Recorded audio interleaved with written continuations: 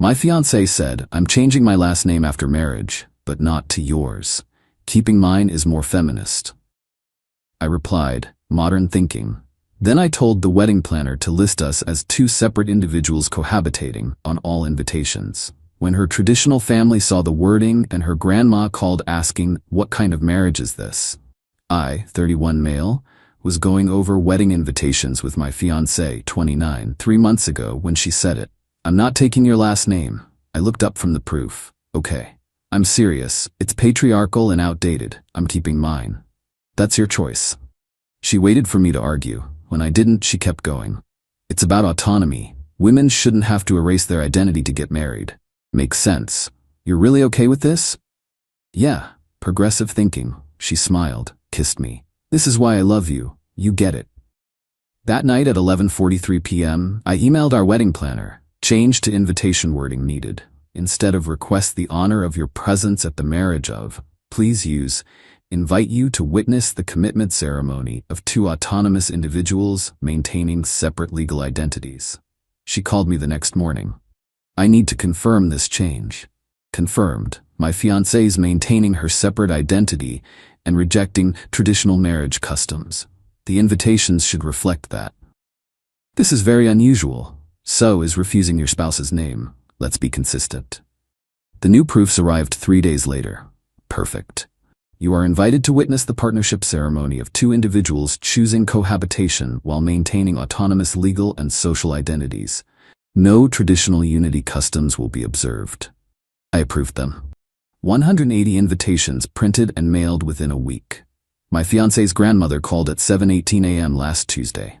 My fiancé answered on speaker while making breakfast. I received your wedding invitation. Great. Can you make it? What kind of invitation is this? Maintaining autonomous identities? Are you living together without marriage? My fiancé's face went white. Grandma, it's just modern language. Modern? It sounds like a business arrangement. What do I tell my church group? Tell them we're getting married.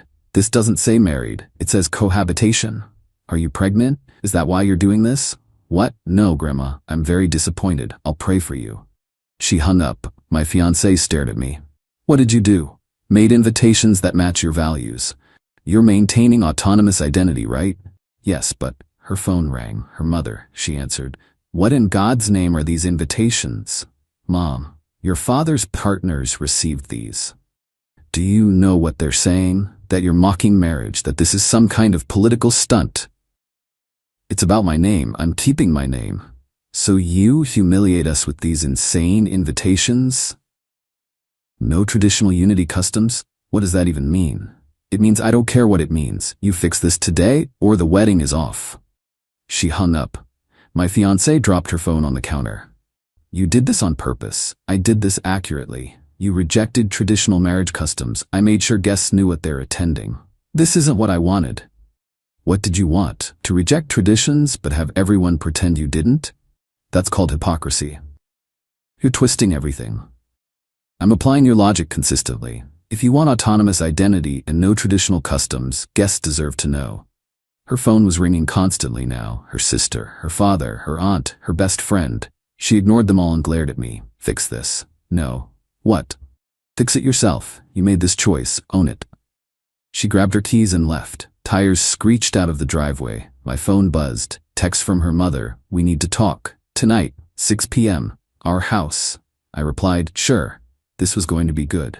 Update 1. The family meeting showed up at her parents' house at 6 p.m. exactly. Her father answered. Didn't say a word, just pointed to the living room. Everyone was there. Her mother, father, both grandmothers, her sister, her aunt, and my fiancée sitting in the corner looking like she'd been crying for hours. Her mother started, sit down. I sat. Those invitations are being reprinted. Proper wording will cover the cost. Is she taking my name? That's not the issue. That's exactly the issue.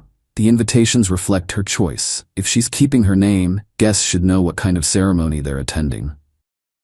Her father, nobody cares about the name. They care about these ridiculous invitations making us look insane.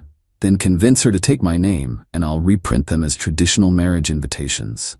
My fiancé spoke up. You're blackmailing me. No, I'm giving you options.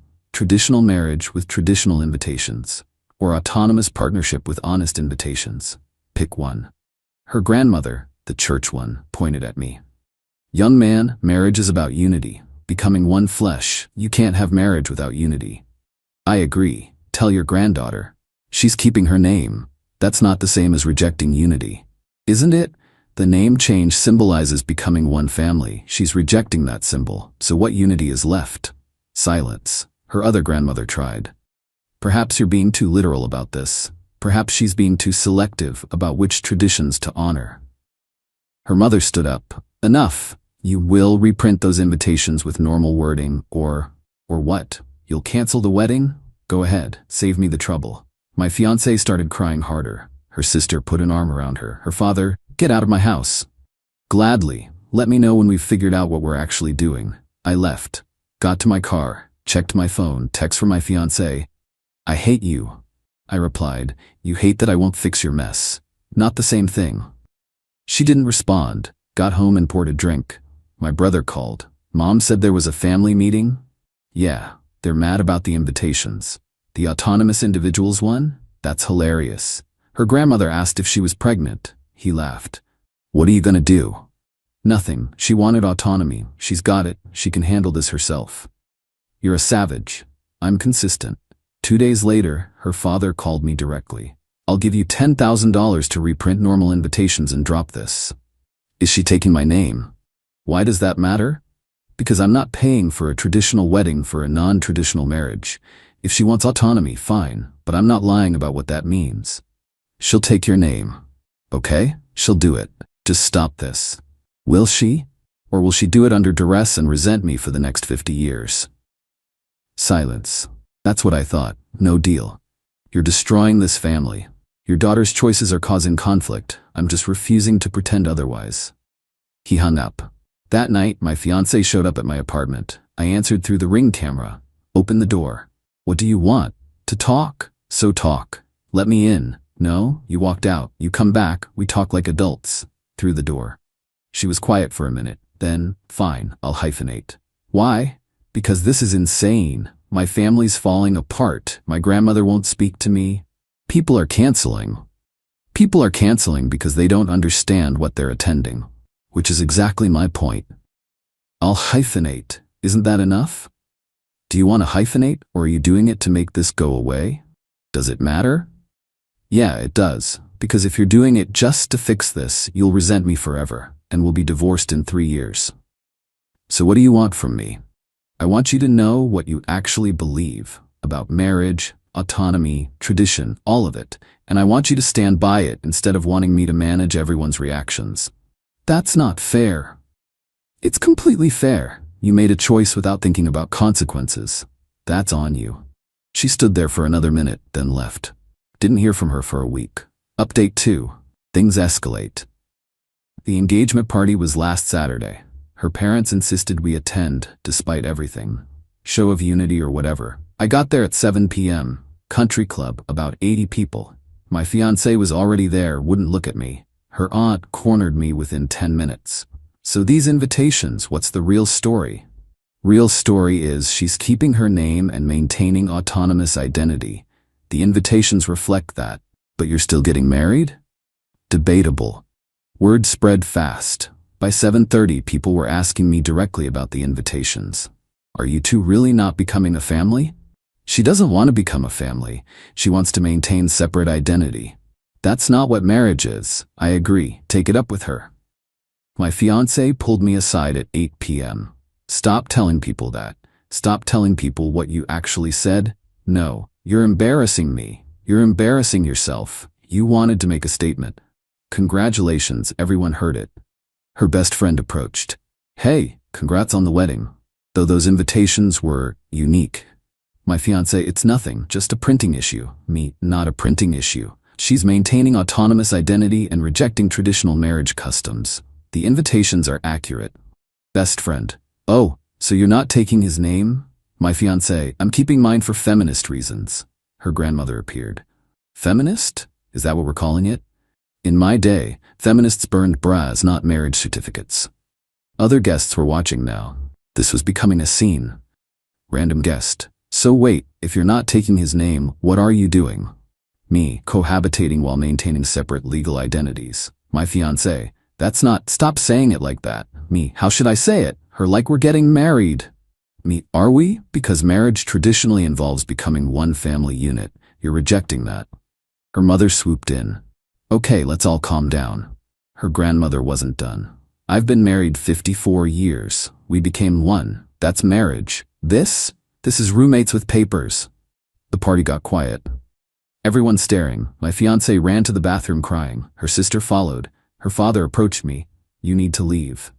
Your daughter created the situation. By keeping her name. That's it. No, by wanting contradictory things. She wants feminist autonomy at a traditional country club party. That's the problem. Get out. I left. Drove home.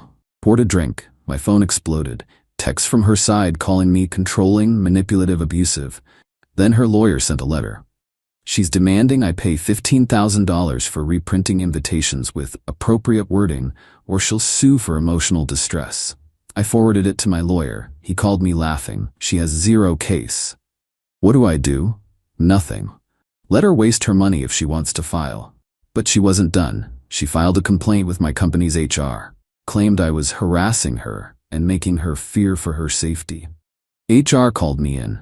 I brought printed evidence, her lawyer's threat letter, screenshots of her family's texts to me, records showing she'd contacted me, not the reverse.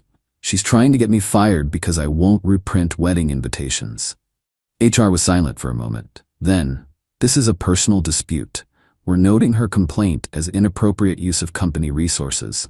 If she contacts us again, we'll pursue harassment charges against her. Got an email that afternoon. She'd been banned from entering my office building. That night, she showed up at my apartment. 11 p.m., saw her on the Ring camera. She was with her mother and sister, all three of them. Her mother, we need to talk to you. Me through the speaker. About fixing this mess. Your daughter's mess, not mine. Her mother, she'll take your name, okay? She'll do it, just reprint the invitations. Does she want to, or is she caving to pressure? My fiancé crying, I want to, I'm sorry, I was wrong. When did you decide this? Her, tonight, after the party, I realize now.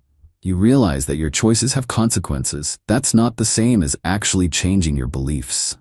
Her sister, oh my God, she's apologizing. What more do you want? I want her to mean it. She doesn't. She's just tired of the conflict. Her mother, you arrogant? Good night. I muted the camera. They stood there for 20 minutes before leaving. Got served with papers 2 days ago. She's actually suing me. $40,000. All wedding deposits plus emotional distress. My lawyer's response was brutal. Plaintiff initiated rejection of traditional marriage customs. Defendant created invitations accurately reflecting plaintiff's stated values. Plaintiff's embarrassment over her own choices does not constitute damages.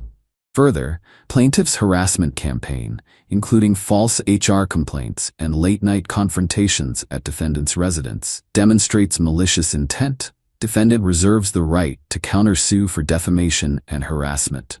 Her lawyer dropped the suit within 48 hours. Update 3. The aftermath wedding was supposed to be this past Saturday. Didn't happen. My ex-fiancé, because, yeah, it's done, texted me 2 weeks before. I can't do this anymore. Wedding's off. I replied. Okay. That was it. No phone call, no meeting, just over. Her family's been trying to get me to pay for deposits. Her mother called yesterday. You caused this, you should pay. I paid $12,000 in deposits already. That's my loss. We paid $18,000. Dress, flowers, venue upgrades. You paid for a wedding your daughter wasn't ready for. That's not my responsibility. You sabotaged it with those invitations. I made honest invitations. She sabotaged it by wanting contradictory things. She threatened to sue. My lawyer sent her a letter reminding her that her daughter already tried that and failed. Haven't heard from her since. The social fallout's been interesting. Her friends initially rallied around her, posted about abusive men and manipulation tactics. Then someone posted the actual invitation text. Comments shifted fast. Wait, she wanted to keep her name but have a traditional wedding? How is being honest about that manipulative? Sounds like she wanted it both ways and got called on it. Half her friends now won't talk to her. The other half are tired of the drama. Her job situation imploded. She worked at a traditional law firm. Made the mistake of posting about smashing the patriarchy and refusing oppressive name change customs on LinkedIn. Her boss saw it, called her in, asked if she was going to be making political statements during client meetings. She got defensive, said her personal beliefs shouldn't matter. He said, "Your personal beliefs that you posted publicly on a professional platform now reflect on this firm. We represent traditional businesses. Your stance is incompatible." She was put on probation, then resigned rather than face termination. Her grandmother, the church one, cut her out of the will. $175,000 trust fund gone. Her grandmother's reasoning, if she can't respect family traditions, she doesn't deserve family money. Her parents stopped helping with her rent. She had to move back in with them at 29. The friend group divided. Some took her side, most took mine, or just distanced themselves from all of it. Her ex-best friend texted me last week. "I'm sorry she lied to us about what happened, made you sound controlling. But I saw the invitations and your lawyer's response. You were just honest about what she wanted. She wasn't ready to stand by it." Several of her friends reached out with similar messages. Meanwhile, my life's pretty much fine. Lost $12,000 in deposits. That stings. But I have the money, and it's a cheap price for avoiding a disaster marriage. My job's good. Got a promotion actually, since I wasn't distracted by wedding planning. My family's supportive. My mother said, "Thank God you found out before the wedding." My brother's been telling the story at business school as a case study in cognitive dissonance. Makes me laugh every time. Her life? Not so good. She's living with her parents, unemployed, cut out of her grandmother's will, down to maybe 3 actual friends, and dealing with the social stigma of a canceled wedding where everyone knows she caused it. Last I heard, through mutual friends, she's been trying to spin it as he was financially abusive and controlling. But too many people saw the invitations and know the truth. Some people think I was harsh, that the invitation thing was petty. But here's what I know. She wanted to reject traditions without dealing with the social consequences of that rejection. She wanted the aesthetics of progressive values without the substance, and when I forced her to actually stand by her stated beliefs, she couldn't. That's not someone ready for marriage. That's someone ready for Instagram captions and nothing more. The ring's sold, got $9,500 back on the $11,000 I paid, almost covered my deposit losses. Not dating, not interested. Processing everything and focusing on work. But I don't regret it, because that wedding would have ended in divorce within 3 years, guaranteed. And that would have cost way more than $12,000. The invitations didn't destroy the relationship. They exposed that there wasn't a real relationship to destroy. She wanted a wedding, not a marriage. She wanted the party, not the commitment. She wanted the social approval without earning it. And when forced to choose between her stated values and her actual desires, she chose neither. Just blamed me for making her confront the contradiction. Some final updates on where everyone landed. Ex-fiancé, living with parents, job hunting, minimal social life, still claiming victim status. Her mother won't speak to me, blames me for ruining her daughter's life. Her father tried to get me fired through his business connections, failed. Her grandmother, church, wrote me a letter saying, "You did the right thing, marriage requires conviction." Her best friend, apologized, now friendly with me, cut ties with ex. Her sister, neutral, tired of the drama. My family, proud of me for standing firm.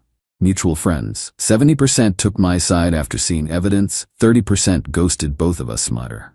The venue kept our deposit but offered to let me use credit toward a future booking. I declined. Can't imagine bringing another woman there. My apartment's quiet, no wedding photos, no marriage, no disaster. Just peace and the knowledge that I dodged the biggest bullet of my life. The invitations were never about revenge. They were about honesty. About forcing someone to confront what their choices actually meant. She failed that test, and that tells me everything I need to know. Worth every penny of that $12,000.